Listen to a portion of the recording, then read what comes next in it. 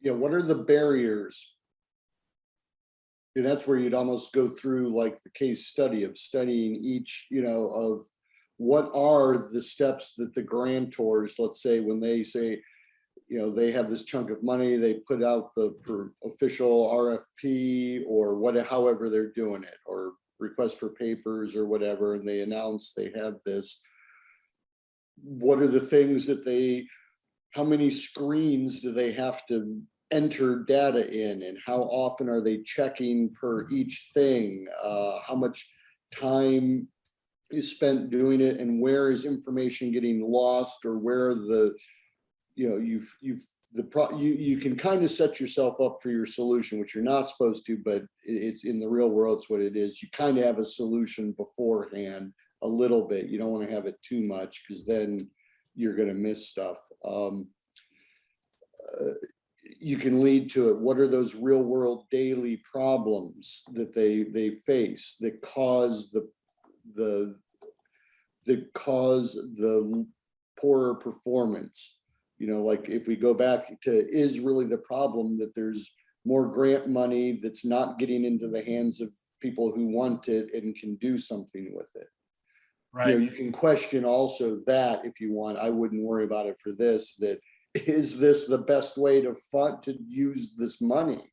Maybe it's better to form a professional think tank than just throwing these things out here to the general public all the time, and then letting scam little, government contractors hoard most of it through kickbacks and stuff. So I'd say Nathaniel Wuldi is new here. I will give my link. So we don't have it. If we zoom out, we will see a little more of what's going on here. So this is a mini proposal design process. This template can be copy pasted. You can use it on yourself. Some color codes, guideline questions. So the red ones are what we are going to start brainstorming out, and what are we going to start refining to get to the meat of things. Yellow sticky notes, there will be, we will copy paste some kind of results there. What we see, like, okay, this is a good answer, which would stick to that. And then once we find it, there is another red stocky which will ask us to refine that selected issue even further. If you see some light orange sticky notes, these are optional pathways we can use if you want to go deeper into discussion of the same topic, or we want to move on ahead depending on our time and need.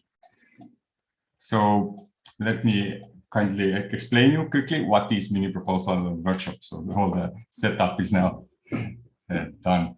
So in the mini proposal process,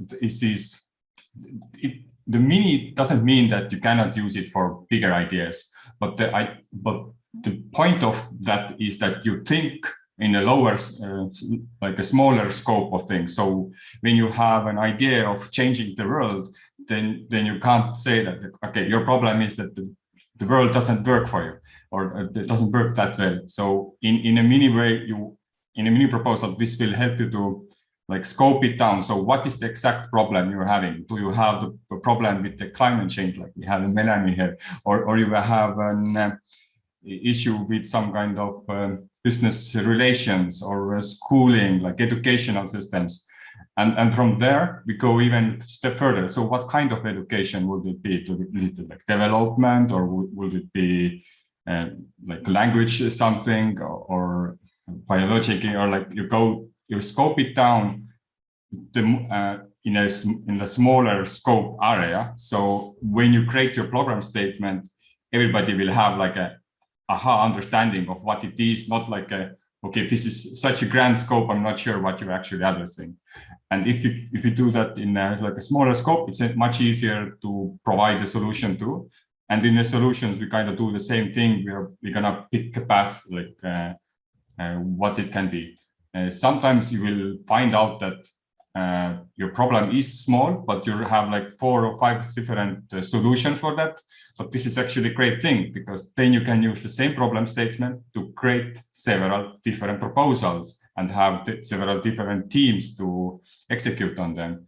And this is also incentivized, like not incentivized, but increase the like likelihood of getting higher ratings from community advisors, because you are clearly articulating what is your idea about and how do you solve it, and the plan of that and how much it costs.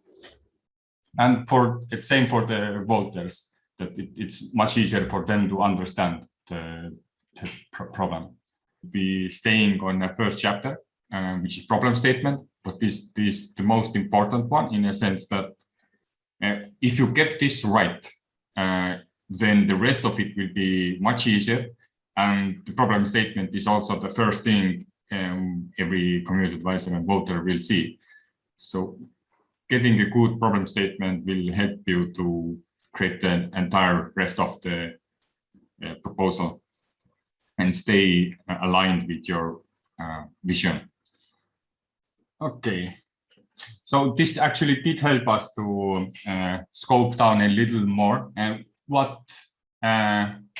why this is actually called a mini proposal workshop is that one of my goals is to find a specific problem. And even though your problem was quite specific and quite targeted, after asking why is it a problem, we realized that it actually breaks down into different areas even further. And what this would allow us to do is to choose even like a more root cause issue. I see more people on the mirror board. Maybe we run another voting round, because I see this is easy to set up. No votes, select objects. I do like this, I did this. And then remove these examples, and then I give you everybody now 1 minute. Vote. Try voting. It's ultra fast voting. And the way we do this workshop is that we start with questions. So I have been practicing this several times now, and thanks to all of you who has been joining every now and then to these sessions. And here is pretty much a question and you answer. I have to help to guide you to like elaborate it on more. But for now, it's divided into 11 chapters or 13. So we start with problem statements, because that is the main cause of what you're actually going to solve. And then we brainstorm some solutions. And from these two, we can pretty much think of what could be the title. And then next up, we are thinking about teams who are going to be executing on the proposals. And then we go a bit of meta level and think about what kind of proposal it is. So for the CAs and voters to understand what the scope of that, and the target audience to go back into who are we addressing. Defining success, so everybody knows what are the call or missions are. Key performance indicators, so this is something for auditing and for the Catalyst community to see and track how well you do, and so we can track it. And we have a chapter for like having this experience charts or flow charts, how the people move, so people have like a visual understanding how the program or service or product you're using, how can it be used, and how people flow in it. And the later stage, we will take these roles, we come up with aerial and give them some kind of tasks and estimate them. So we could start estimating the total budget. And finally, we just round it all up. It's still valuable to go through this process, because you will find like a way of strategy and method requirements what people will ask you anyway. But yeah, and basically it gives you a good action plan, how of what you're getting funded for. Also, when people read your proposal, they will have clear idea of what you're trying to do and how it's going to be done. If you want more information, down here are ways to contact me, and also if there is enough people who are interested, we can make up like a group calls to continue with same ideas or take different chapters.